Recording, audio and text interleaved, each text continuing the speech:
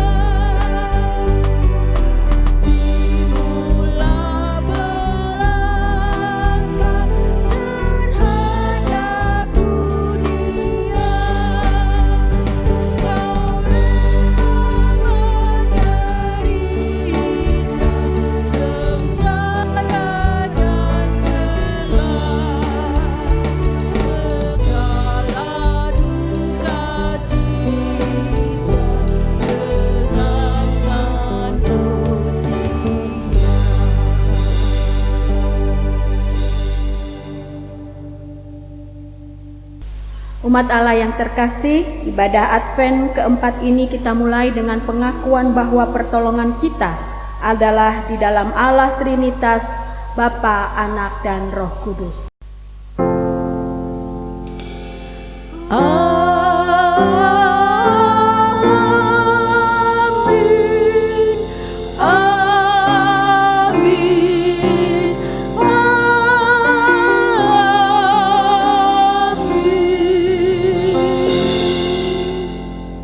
Salam sejahtera bagimu dan bagimu juga.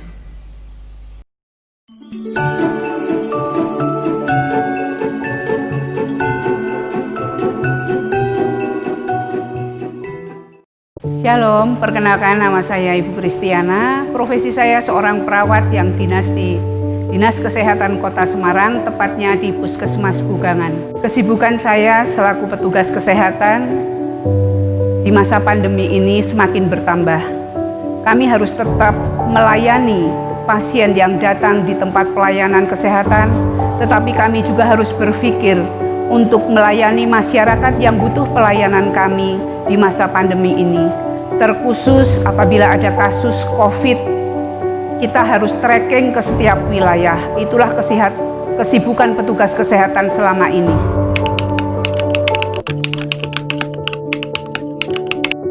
Tantangannya begitu banyak.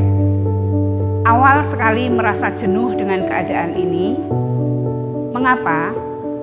Rasa-rasanya yang berjuang itu hanya petugas kesehatan. Kita berjuang sampai mati-matian, menahan hawa panas, menahan lapar, menahan dahaga. Tetapi masyarakat sulit sekali untuk diajak merubah dan menjalankan protokol kesehatan yang sudah diterapkan. Tantangannya, kita harus meninggalkan keluarga, dinas tanpa kenal waktu, harus dipanggil tengah malam untuk menghadapi pasien-pasien yang membutuhkan.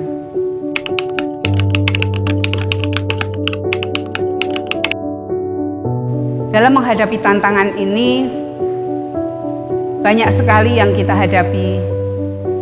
Tetaplah teguh, Sang Immanuel ada. Karena apa? kita tetap dalam penjagaannya, kita dalam penyertaannya, sehingga kita tetap mampu menghadapi pandemi ini dengan penuh kasih dan sukacita. Pesan saya selaku petugas kesehatan, semua masyarakat patuhilah protokol kesehatan, tetaplah berserah pada Tuhan, karena tanpa Dia kita bukan siapa-siapa, dan jangan takut, Dia Sang Immanuel.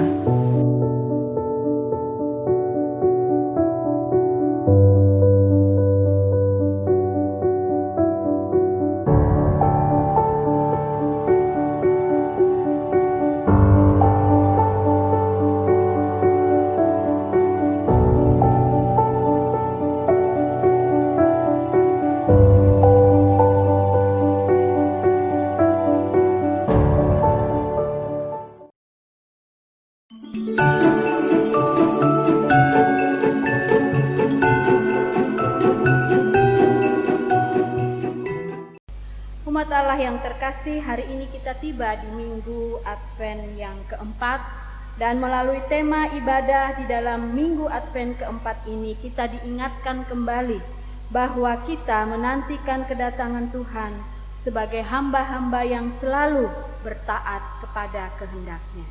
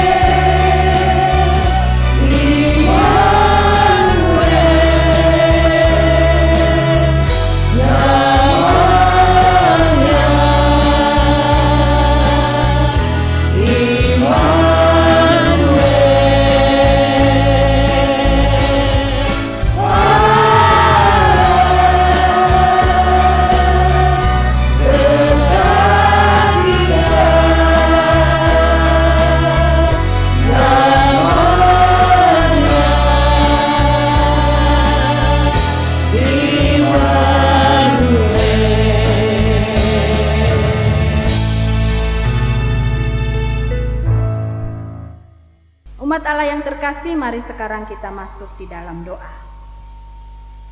Bapa di dalam surga, kami bersyukur berterima kasih untuk kasih dan pemeliharaan-Mu di dalam kehidupan kami, baik di dalam hidup kami sebagai pribadi maupun sebagai sebuah keluarga.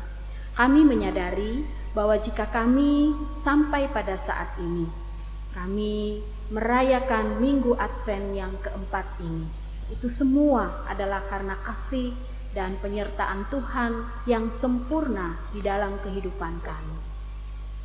Namun kami harus dengan jujur mengakui bahwa kasih dan pemeliharaan Tuhan yang sempurna, yang indah itu tidak kami balas dengan hidup sesuai dengan apa yang Tuhan kehendaki.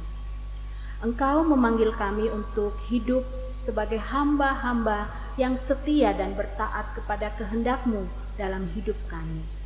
Engkau memanggil kami untuk hidup mengutamakan Engkau di dalam segala aspek kehidupan kami. Namun yang terjadi adalah kami hidup menuruti keinginan dan kehendak diri kami sendiri. Kami hidup tidak mengutamakan Engkau, tetapi lebih mengutamakan diri kami sendiri dan hal-hal yang lain yang kami anggap lebih penting dan lebih utama. Oleh karena itu ya Bapa, pada saat ini dengan segala kerendahan hati kami mengaku segala dosa dan kelemahan kami, dan dengan penuh penyesalan kami memohon pengampunan yang sempurna dari-Mu. Sucikan dan kuduskanlah kami ya Tuhan. Kami memohon hanya di dalam nama Yesus Kristus Tuhan dan Juru Selamat kami yang hidup. Amin. Berita anugerah bagi kita terambil dari Mazmur pasal 1 ayat yang ke-1 yang berbunyi demikian. Berbahagialah orang yang tidak berjalan menurut nasihat orang fasik, yang tidak berdiri di jalan orang berdosa, dan yang tidak duduk dalam kumpulan pencemooh. Demikianlah berita anugerah dari Tuhan. Syukur kepada Allah.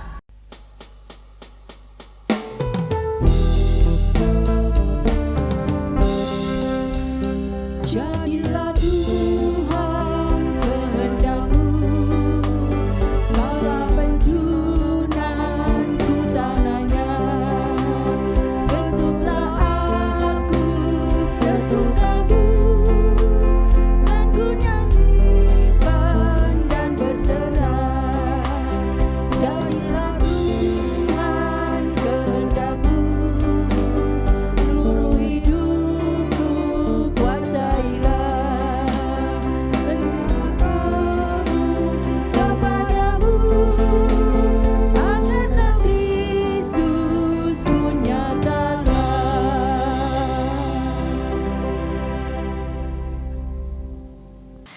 Ibu bapak yang dikasihi Tuhan Yesus Kristus, mari sebelum kita mendengar firman Tuhan, kita satu di dalam doa.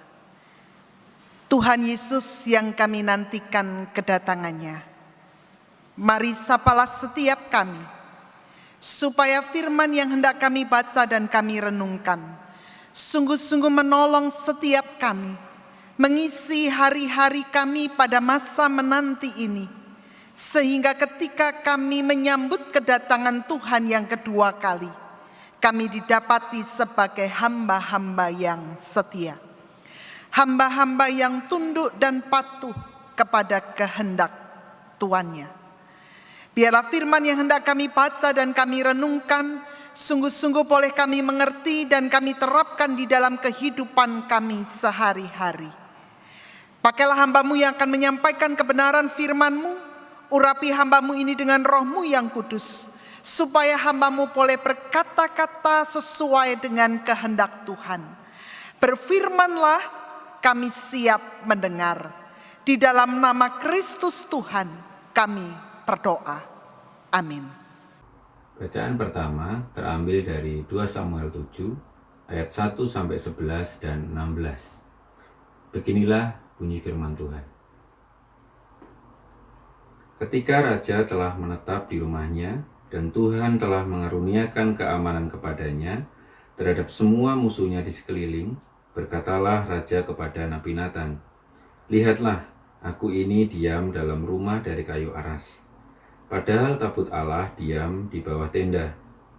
Lalu berkatalah Natan kepada raja, "Baik, lakukanlah segala sesuatu yang dikandung hatimu, sebab Tuhan menyertai engkau." Tetapi pada malam itu juga datanglah firman Tuhan kepada Natan, demikian, "Pergilah, katakanlah kepada hamba-Ku Daud, beginilah firman Tuhan, masakan engkau yang mendirikan rumah bagiku untuk kudiami?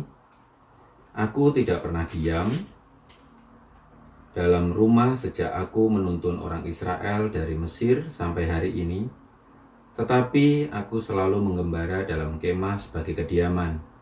Selama aku mengembara bersama-sama seluruh orang Israel, pernahkah aku mengucapkan firman kepada salah seorang hakim orang Israel yang kuperintahkan menggembalakan umatku Israel, demikian, mengapa kamu tidak mendirikan bagiku rumah dari kayu aras? Oleh sebab itu, beginilah kau katakan kepada hamba-Ku Daud, beginilah firman Tuhan semesta alam, akulah yang mengambil engkau dari padang, ketika menggiring kambing domba untuk menjadi raja atas umatku Israel. Aku telah menyertai engkau di segala tempat yang kau jalani dan telah melenyapkan segala musuhmu dari depanmu. Aku membuat besar namamu seperti nama orang-orang besar yang ada di bumi.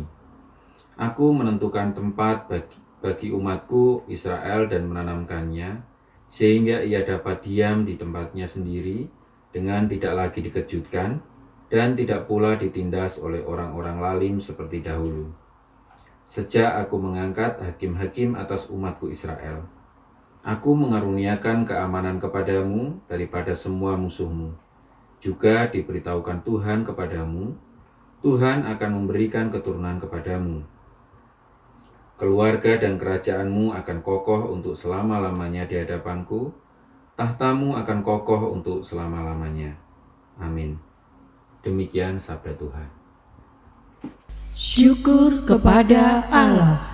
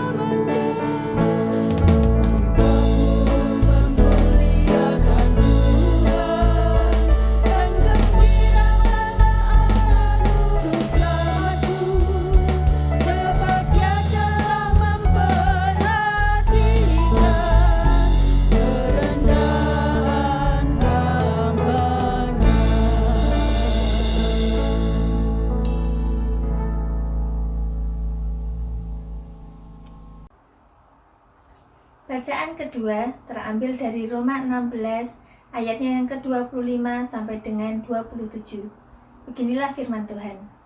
Segala kemuliaan bagi Allah, bagi Dia yang berkuasa menguatkan kamu menurut Injil yang kumasyurkan dan pemberitaan tentang Yesus Kristus sesuai dengan pernyataan rahasia yang didiamkan berabad-abad lamanya, tetapi yang sekarang telah dinyatakan dan yang menurut perintah Allah yang abadi telah diberitakan oleh kitab-kitab para nabi kepada segala bangsa untuk membimbing mereka kepada ketaatan iman bagi Dia satu-satunya Allah yang penuh hikmat, oleh Yesus Kristus segala kemuliaan sampai selama-lamanya.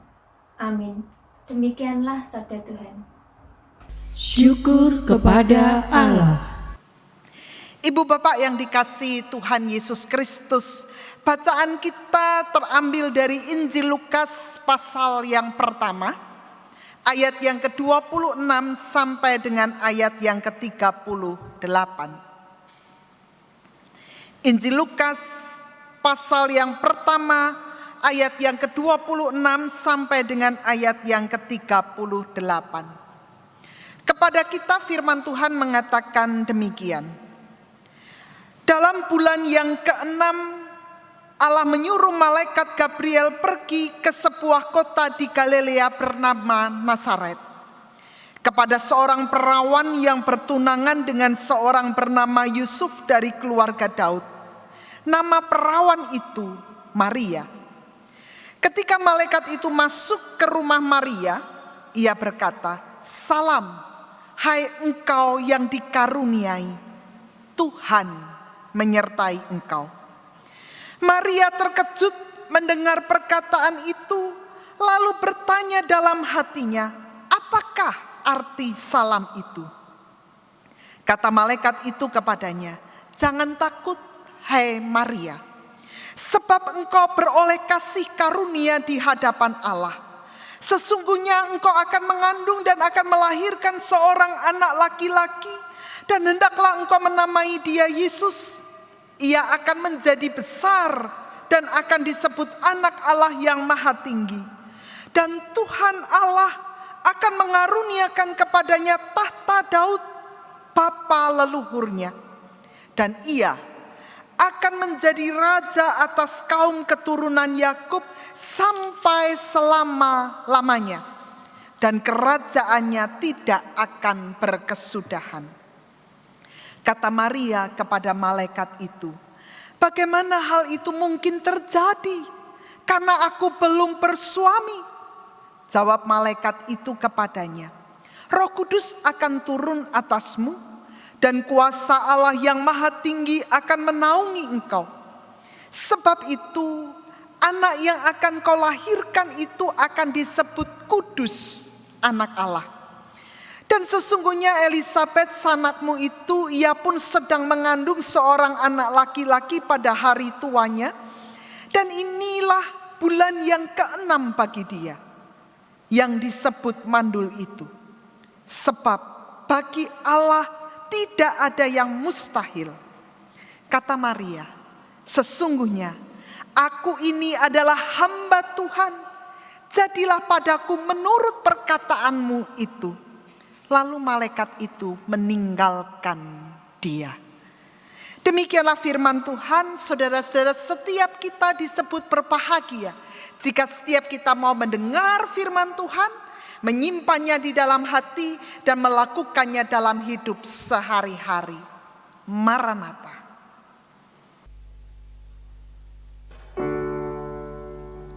Maranatha, Maranatha,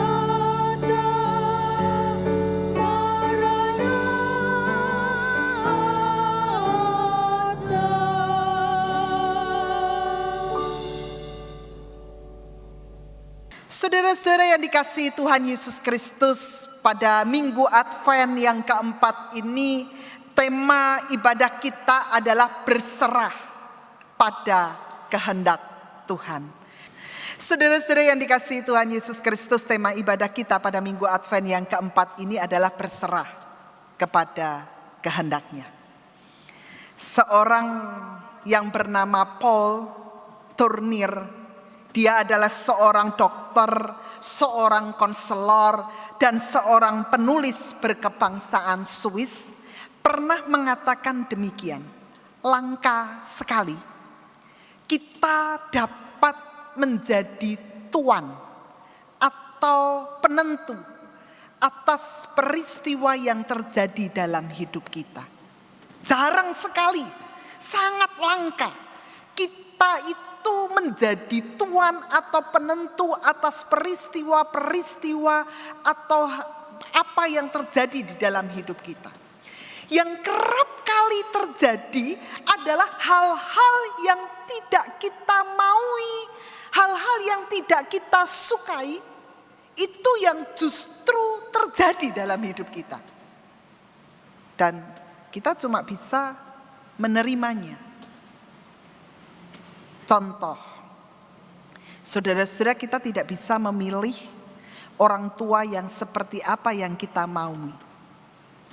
Kita tidak bisa mengatakan kalau boleh saya milih orang tua yang seperti saya inginkan. Kita tidak bisa mengatakan kalau boleh saya memilih anak yang seperti itu, yang nurut, yang patuh, yang kalau dikasih tahu orang tua itu selalu jawabnya ya.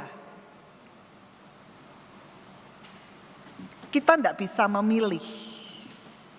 Nah, saudara-saudara, tidak jarang ketika peristiwa atau hal-hal yang terjadi dalam hidup kita itu tidak seperti yang kita inginkan, tidak jarang sikap yang kita tunjukkan adalah sikap-sikap yang seperti ini.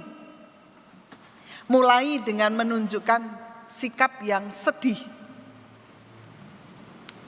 Kenapa ya nasibku begini? Ada sebuah cerita, saudara-saudara, seorang yang bekerja di kantor pos, satu kali datang seorang nenek dan mengatakan, saya mau mengirim kartu Natal.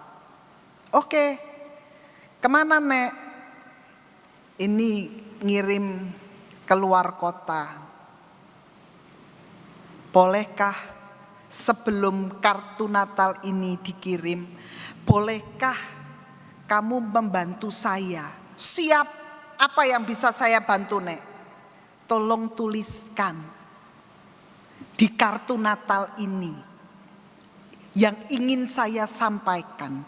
Kenapa? Saya itu kehilangan kacamata, jadi saya tidak bisa nulis.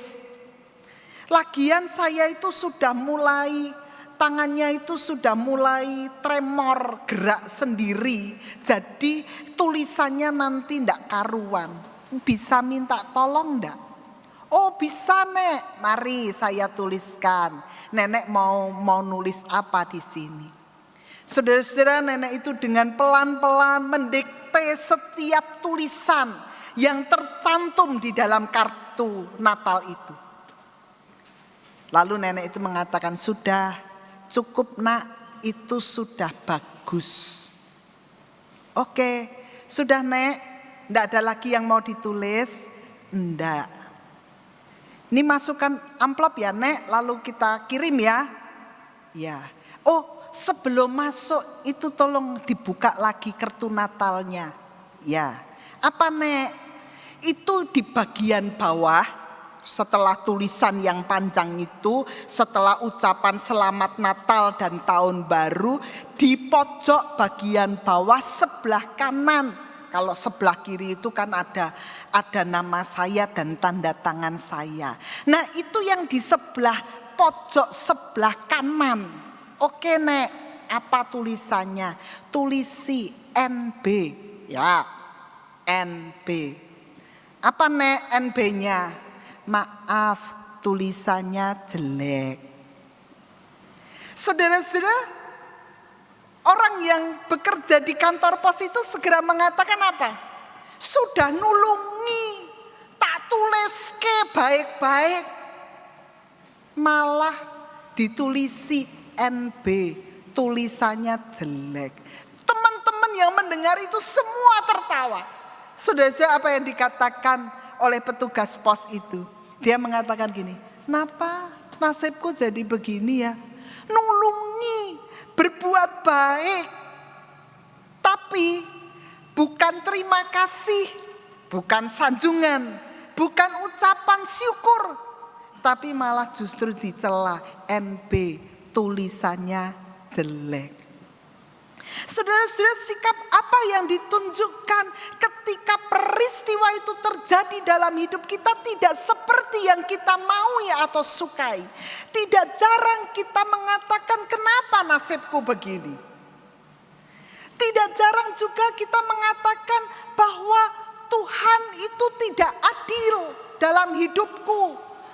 Banyak persoalan, kesulitan datang. Kenapa aku dan bukan yang lain? Kita menganggap Tuhan yang kita punyai bukan Tuhan yang adil dan baik. Bukan Tuhan yang memberikan berkat. Tetapi Tuhan yang mendatangkan banyak persoalan dalam hidup kita. Apa yang kita tunjukkan ketika kita mengalami peristiwa-peristiwa yang tidak seperti yang kita harapkan? Saudara-saudara, tidak jarang kita memilih memberikan gambar yang ekspresi yang tidak menyenangkan. Ada banyak keluhan, ada banyak komentar yang dimunculkan. Hidup itu sudah ribet, anak istri rewel, pusing, mumet, kacau hidupnya. Saudara-saudara, ini sikap yang sering kali ditunjukkan ketika kita menerima peristiwa, ketika kita menghadapi hal-hal yang tidak kita harapkan dan inginkan. Sikap yang muncul adalah keluhan. Tidak ada rasa syukur. Bahkan kita memilih untuk, ya memang nasib peok. Saudara, itu yang sering kali terjadi dalam hidup kita. Nah, mari kita belajar dari bacaan kita. Di dalam Injil Lukas pasal yang pertama. Saudara-saudara, kalau kita memperhatikan di dalam Injil Lukas pasal yang ke-26 sampai dengan ayat yang ke-33, di sana ditunjukkan dengan sangat jelas kepada kita bahwa Maria itu mendapatkan kasih karunia dari Tuhan. Malaikat Tuhan itu datang kepada Maria dan mengatakan, "Hai engkau yang dikaruniai, Tuhan menyertai engkau." Maria dikatakan adalah seorang yang dikaruniai Tuhan. Tidak hanya sampai berhenti di situ saja, sekali lagi malaikat Tuhan itu mengatakan, "Jangan takut hai Maria." Kenapa? Sebab engkau beroleh kasih karunia di hadapan Allah. Kasih karunia itu berkat, anugerah, kemurahan Tuhan. Siapa yang tidak mau mendapat kasih karunia di hadapan Tuhan? Saya yakin setiap kita akan mengatakan, "Saya mau menerima kasih karunia Tuhan, menerima berkat, menerima kemurahan, menerima anugerah dari Tuhan." Nah, saudara-saudara, apa yang diterima Maria? Kasih karunia Allah yang seperti apa? Kalau kita melihat di dalam bacaan kita, malaikat Tuhan itu mengatakan, "Sesungguhnya engkau akan mengandung dan akan melahirkan seorang anak laki-laki, dan hendaklah engkau menamai dia Yesus." Kasih karunia apa yang diberikan? Saudara-saudara, dia menjadi perempuan yang bisa dikatakan perempuan yang berbahagia. Karena dia diberi kesempatan untuk mengandung dan melahirkan seorang anak laki-laki. Kalau kita melihat di ayat yang selanjutnya, maka akan lebih jelas lagi, bukan hanya sekedar mengandung dan melahirkan seorang anak laki-laki, anak yang dikandungnya itu akan menjadi juru selamat dunia. Saudara-saudara, kalau kita melihat ayat 26 sampai dengan ayat 33, maka kita mengatakan, wow, siapa yang tidak mau? mendapat kasih karunia Tuhan yang besar. Kalau kita memperhatikan bacaan kita, maka kita akan mengatakan bahwa Maria itu menerima berita sukacita. Berita yang sangat besar, menjadi perempuan yang berbahagia karena memiliki seorang anak laki-laki, dan anak yang dikandung dan dilahirkan itu akan menjadi juru selamat dunia. Ini adalah berita sukacita. Tetapi saudara-saudara, kalau kita perhatikan di dalam ayat yang ke-34, berita sukacita itu ternyata tidak menjadi sukacita secara penuh. Kenapa? Ayat 34 itu Maria berkata kepada malaikat Tuhan, bagaimana hal itu mungkin terjadi? Karena aku belum bersuami. Berita sukacita, anugerah, kasih karunia yang diberikan oleh Tuhan kepada Maria berhadapan dengan sebuah realita, kenyataan bahwa Maria belum bersuami. Dia masih sedang ada di dalam masa pertunangan. Nah, saudara-saudara, kalau kita melihat di dalam ayat yang ke-34 ini, berita sukacita itu kemudian bisa menjadi malapetaka bagi Maria. Kenapa? Alasannya jelas, belum bersuami. Belum bersuami sudah mengandung. Itu menjadi sebuah persoalan besar. Kalau sekali lagi ditanya kepada kita, mau enggak terima kasih karunia Tuhan? Seorang perempuan mengandung anak laki-laki yang akan jadi juru selamat dunia. Tapi catatannya belum menikah. Apakah kita akan dengan sangat jelas dan tegas mengatakan seperti di awal, saya siap? Atau kemudian kita sama seperti Maria yang ragu-ragu, bagaimana hal itu mungkin terjadi? Karena aku belum bersuami. Saudara-saudara, berita sukacita itu bisa menjadi sebuah malapetaka. Mengapa? Karena kalau kita lihat di dalam Ulangan pasal 22 ayat 23 sampai dengan ayat 24. Seorang perawan, seorang yang masih dalam masa pertunangan sudah mengandung seorang anak, maka ada hukum yang sangat jelas. Dia harus dibawa ke pinggir kota, lalu dia akan dilempari batu sampai mati. Hukumannya sangat jelas. Ada harga yang harus dibayar. Nah, saudara-saudara, kalau kita melihat berita sukacita itu, kita akan mengatakan, ya siap sih, terima kasih karunia Tuhan. Tapi waktunya itu jangan sekarang. Mungkin kita akan mengatakan begitu ya. Waktunya tidak tepat. Jangan ketika belum bersuami. Nanti loh, sebentar lagi loh, jangan sekarang. Saudara-saudara, mungkin ketika kita membayangkan diri kita ada di posisi Maria, mungkin kita akan mengatakan kalau boleh kita menawar. Kenapa? Nanti kita akan mengatakan, aduh kenapa nasibku jadi begini? Karena kalau aku ikut apa yang menjadi kehendak Tuhan, maka persoalannya akan menjadi panjang. Belum berbicara soal hubunganku dengan tunanganku Yusuf. Ini akan menjadi sebuah persoalan yang sangat rumit untuk menjelaskan kepada dia, menjelaskan kepada keluarganya. Menjadi persoalan yang rumit ketika berjumpa di tengah masyarakat. Ada banyak persoalan yang harus dihadapi. Mungkin kalau kita boleh mengatakan, kalau boleh nawar, jangan sekarang, sebentar lagi. Mungkin kita akan mengatakan begitu. Sikap yang akan ditunjukkan adalah kalau boleh menawar. Bahkan kalau boleh kita mengatakan tidak. Tetapi saudara-saudara, menarik kalau kita perhatikan sikap dari Maria. Dia sadar betul bahwa berita sukacita ini kalau sungguh-sungguh terjadi sebelum dia bersuami akan menjadi persoalan besar bagi dirinya. Tetapi menarik kalau kita perhatikan di dalam ayat yang ke-38.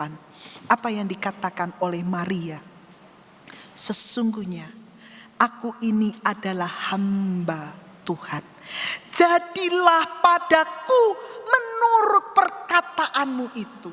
Saudara-saudara, apa yang dikatakan oleh Maria kepada malaikat Tuhan, memang ini ada berita sukacita. Faktanya aku belum bersuami, masih sedang ada dalam pertunangan. Ini akan menjadi sebuah persoalan besar. Tetapi Maria dengan sangat jelas mengatakan, jadilah padaku menurut perkataanmu itu. Maria menunjukkan sebuah sikap, aku berserah kepada kehendak Tuhan.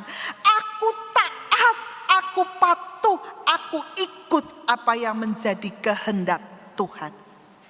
Dia bukan menyerah, ya wes lah, memang nasibnya, tidak begitu. Maria justru mengatakan, jadilah padaku menurut perkataanmu itu. Dia menunjukkan diri keberserahan yang penuh kepada kehendak Tuhan. Nah, saudara-saudara, pertanyaannya adalah apa yang mendasari keputusan Maria untuk berserah penuh kepada kehendak Tuhan? Apa yang mendasari keputusan Maria sampai dia mengatakan, oke, aku ikut kehendak Tuhan. Memang bukan itu yang aku maui, bukan itu yang menjadi keinginanku, tapi kalau itu kehendak Tuhan, oke, aku ikut. Apa dasarnya?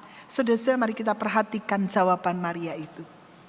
Sebelum dia mengatakan, jadilah padaku menurut perkataanmu, ada sebuah pernyataan yang ia katakan, sesungguhnya aku ini adalah hamba Tuhan.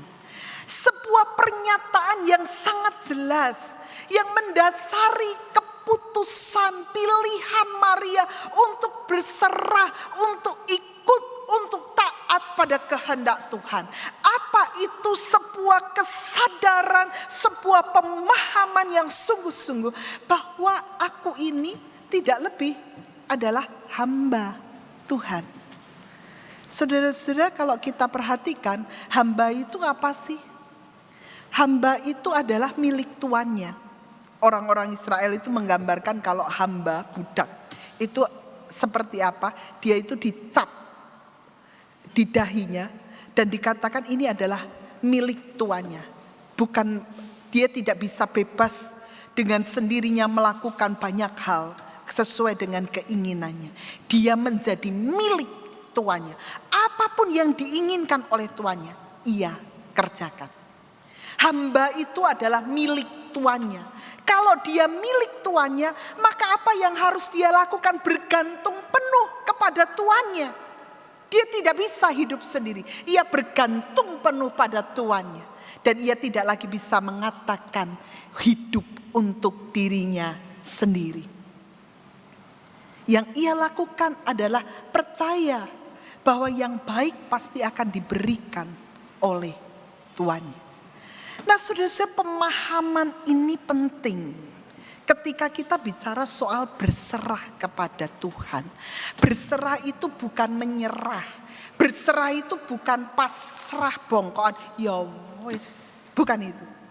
Berserah itu adalah sebuah tindakan, sebuah keputusan yang aktif, sebuah kesadaran yang penuh. Bahwa aku mau memilih untuk berserah kepada Tuhan. Dan itu dimulai dari sebuah pemahaman. Aku ini hamba. Dan Tuhan itu adalah Tuanku. Maka apa yang dimaui oleh Tuanku itu yang mau kulakukan. Aku ini hamba. Maka apa yang harus kulakukan? Aku punya tugas, punya tanggung jawab untuk melayani Tuanku. Membuat dia bahagia, membuat ia bergembira, membuat ia bersukacita atas semua karya yang kukerjakan. Apa yang dilakukan, apa yang dikerjakan adalah untuk menyenangkan hati Sang Tuan. Nah, saudara-saudara, pemahaman ini penting untuk kita miliki ketika kita mengatakan berserah kepada kehendak-Nya. Kesadaran siapa kita? Hanya hamba. Siapa Tuhan? Dialah Tuhan kita. Dialah Tuhan yang kita layani. Dan yang kita yakin dan percaya rancangannya adalah rancangan yang baik. Ada sebuah cerita yang menurut saya sangat menarik. Seorang anak yang mengalami kelainan pada tulang belakangnya. Setiap hari hidupnya hanya ada di tempat tidur. Nah, saudara-saudara, semula hidupnya tidak menyenangkan, tidak membahagiakan, dia mengeluh terus-menerus. Tetapi ketika dia mengambil keputusan, bisakah menggeser tempat tidurku ada di pojok supaya aku bisa melihat langit, melihat bintang-bintang yang bersinar kalau pada malam hari. Ketika tempat tidurnya itu digeser sampai di pojok, ada sebuah perubahan besar terjadi. Hidupnya tidak berubah, dia tetap memiliki sakit di tulang belakangnya. Dia tidak bisa melakukan aktivitas dengan baik. Tetapi wajahnya berubah. Ketika seorang pendeta datang kepada dia, apa yang sedang kau lakukan? Kenapa wajahmu bergembira dan bersukacita? Saudara-saudara, apa yang dia katakan? Saya sedang bermain dengan bintang di langit. Apa yang kau lakukan? Saya memberi nama bintang-bintang itu. Ada yang kusebut papa, ada yang kusebut mama, ada yang kusebut adik, ada yang kusebut temanku, sahabatku, ada yang kusebut kakek dan nenekku. Semua kusebut satu persatu, kusebut mereka semua. Tahu enggak pendeta? Ternyata bintang itu sangat banyak. Karena aku tak mampu memberi nama pada semua bintang itu. Dan itu menyadarkan aku, di tengah aku lemah, ternyata Tuhan itu mengaruniakan banyak berkat dalam hidupku. Karena itu aku mengatakan hari ini, bahwa Tuhan yang kupunyai adalah Tuhan yang baik. Aku mau belajar berserah kepada kehendak-Nya. Saudara-saudara, ini adalah sebuah kesaksian dari seorang anak. Hidupnya tidak berubah. Apakah ketika dia ditawari mau memiliki kelainan pada tulang belakangnya? Dia pasti akan mengatakan tidak. Tetapi ketika itu terjadi di dalam hidupnya, dia mengatakan aku belajar berserah. Kenapa? Karena kehendak Tuhan. Karena kemauan Tuhan itu yang baik. Dan aku menempatkan diri menjadi hamba-Nya. Pada minggu Advent yang keempat ini, saudara-saudara, sekali lagi kita diajak untuk melihat kita ini adalah hamba Tuhan. Yang dipanggil untuk berserah kepada kehendak-Nya. Mungkin kita sedang merasa tidak nyaman. Aku ingin sebetulnya untuk ibadah di gereja. Aku ingin sebetulnya melakukan aktivitas di luar rumah. Aku ingin berjumpa dengan teman-temanku. Ada banyak keinginan tetapi kita mengatakan tidak bisa. Mari saudara-saudara kita belajar untuk menghayati. Bukan keinginan kita yang utama. Tapi kita mau mengatakan aku ini hamba Tuhan. Apa yang Tuhan mau? Tuhan meminta kita untuk menjadi hamba-Nya, merawat kehidupan yang Tuhan beri. Karena itu mari belajar, tempatkan diri kita sebagai hamba-hamba Tuhan. Supaya setiap kita sanggup berkata, aku berserah kepada kehendak-Nya. Tuhan memberkati kita semua. Amin. Umat Allah yang terkasih, marilah kita mengucapkan pengakuan iman kita seturut dengan pengakuan iman rasuli dengan bersama-sama berkata, aku percaya kepada Allah, Bapa yang Maha Kuasa, Khalik langit dan bumi, dan kepada Yesus Kristus, anaknya yang tunggal Tuhan kita, yang dikandung dari Roh Kudus, lahir dari anak darah Maria, yang menderita sengsara di bawah pemerintahan Pontius Pilatus, disalibkan, mati, dan dikuburkan, turun ke dalam kerajaan maut. Pada hari yang ketiga, bangkit pula dari antara orang mati, naik ke surga, duduk di sebelah kanan Allah, Bapa yang Maha Kuasa, dan dari sana ia akan datang untuk menghakimi orang yang hidup dan yang mati. Aku percaya kepada Roh Kudus, gereja yang kudus dan am, persekutuan orang kudus, pengampunan dosa, kebangkitan orang mati, dan hidup yang kekal. Amin. Umat Allah yang terkasih, mari sekarang kita masuk di dalam doa. Bapa di dalam surga, pada saat ini dengan sehati kami menaikkan doa-doa kami kepadamu ya Tuhan, karena kami percaya bahwa Engkau Allah yang senantiasa mendengar segala keluh kesah dan isi hati kami. Saat ini dengan sehati kami berdoa untuk keluarga-keluarga, anggota jemaat dan simpatisan GKI Taman Majapahit di dalam kehidupan mereka ya Tuhan. Berkatilah setiap anggota keluarga, berkatilah segala pekerjaan dan usaha mereka, dan mampukanlah mereka ya Tuhan untuk melewati setiap pergumulan-pergumulan yang Engkau izinkan terjadi di dalam kehidupan mereka sebagai sebuah keluarga. Kami juga berdoa bagi saudara-saudara kami yang saat ini sedang bergumul mencari pekerjaan ataupun memulai suatu usaha yang baru. Berkatilah mereka ya Tuhan, dan tolonglah mereka agar mereka dapat mendapatkan pekerjaan yang tepat dan juga usaha baru yang dirintis dapat berjalan dengan baik. Kami berdoa untuk majelis jemaat dan badan-badan pelayanan jemaat GKI Taman Majapahit, untuk pengurus komisi-komisi, untuk badan usaha keuangan, untuk tim gugus tugas. Berkatilah mereka semua ya Tuhan di dalam menjalankan tugas pelayanan yang Tuhan percayakan kepada mereka. Saat ini dengan sehati kami juga berdoa untuk panitia Natal, untuk panitia Masa Raya Natal tahun 2020 ini. Berkatilah mereka ya Tuhan di dalam mempersiapkan segala acara-acara yang akan menolong kami setiap anggota jemaat menghayati akan makna kelahiran Kristus di dalam kehidupan kami. Demikian kami juga berdoa untuk panitia Masa Raya Paskah tahun 2021 yang telah terbentuk. Berkatilah mereka juga ya Tuhan di dalam memikirkan dan mempersiapkan acara-acara di dalam Masa Raya Paskah tahun 2021 yang akan datang. Kami berdoa untuk anggota jemaat dan simpatisan GKI Taman Majapahit yang berada dalam usia lanjut, mereka yang rentan terpapar virus corona, dan juga bagi anggota jemaat dan simpatisan GKI Taman Majapahit yang sedang mengalami kelemahan tubuh. Berkatilah mereka ya Tuhan. Bagi setiap saudara yang berusia lanjut, Tuhan lindungi mereka, Tuhan jauhkan mereka dari segala penyakit dan segala hal yang tidak dikehendaki. Bagi saudara-saudara yang sedang mengalami sakit dan kelemahan tubuh lainnya, kiranya Engkau melawat mereka, menjamah dan memulihkan kembali kondisi kesehatan mereka ya Tuhan.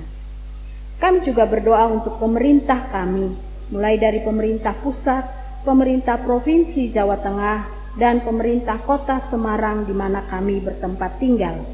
Berkatilah ya Tuhan pemerintah kami, agar Engkau beri hikmat kepada mereka, dan setiap keputusan, kebijakan yang diambil memberi manfaat dan membawa dampak yang menyejahterakan segenap anggota masyarakat. Kami juga berdoa untuk persembahan yang sebentar kami akan kumpulkan. Kiranya Tuhan juga boleh memberkati persembahan ini supaya dapat dipakai untuk kemuliaan nama Tuhan. Dan ajar kami ya Tuhan untuk tidak hanya memberi persembahan berupa uang atau materi yang kami miliki, tetapi kami juga boleh rindu mempersembahkan hidup kami seutuhnya bagi kemuliaan nama Tuhan. Dengarkanlah ya Tuhan doa kami ini, karena kami memohon hanya di dalam nama Yesus Kristus Tuhan yang telah mengajar kami berdoa demikian. Bapa kami yang di surga, dikuduskanlah namamu, datanglah kerajaanmu, jadilah kehendakmu di bumi seperti di surga. Berikanlah kami pada hari ini makanan kami yang secukupnya, dan ampunilah kami akan kesalahan kami, seperti kami juga mengampuni orang yang bersalah kepada kami. Dan janganlah membawa kami ke dalam pencobaan, tetapi lepaskanlah kami dari yang jahat. Karena Engkaulah yang empunya kerajaan dan kuasa dan kemuliaan sampai selama-lamanya. Amin. Umat Allah yang terkasih, nas dasar persembahan dalam ibadah hari ini akan dibacakan dari 2 Korintus 8 ayat yang ke-9. Karena kamu telah mengenal kasih karunia Tuhan kita Yesus Kristus, bahwa Ia yang oleh karena kamu menjadi miskin sekalipun Ia kaya, supaya kamu menjadi kaya oleh karena kemiskinannya. Adapun persembahan dapat diserahkan melalui cara-cara seperti dalam tampilan berikut ini.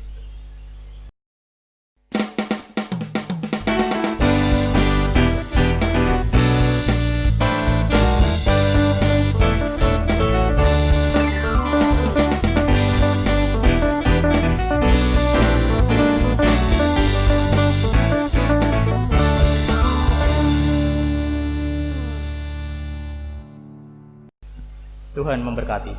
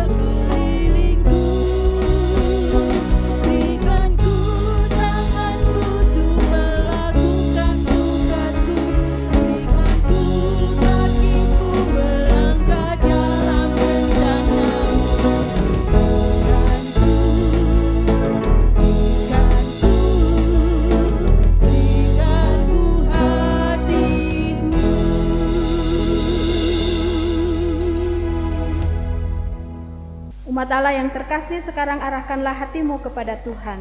Kami mengarahkan hati kepada Tuhan.